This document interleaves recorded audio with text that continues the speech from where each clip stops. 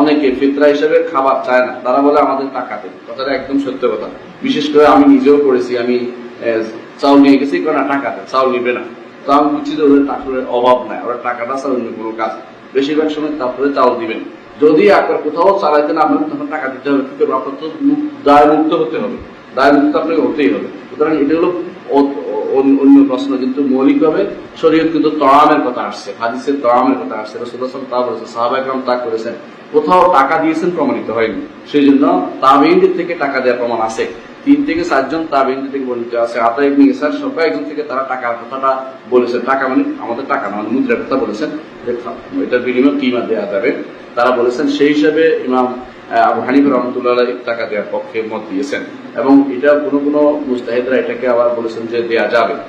কেউ এটাকে তারজিহ দেন না, প্রাধান্য প্রাপ্ত মত বলেন না। সেই হিসাবে আপনারা দিবেন, প্রথমত যেটা শরীয়ত মতো আসছে সেটা দিবেন। যদি কোনো না পান কেউ নেওয়ার মতো, তখন যে অবশ্যই কোনো জানেন মানে মুসিবত থেকে, মাদায়াত, বিপদ থেকে বের হওয়ার জন্য আপনাকে টাকা দিয়ে দিতে পারবেন ইনশাআল্লাহ।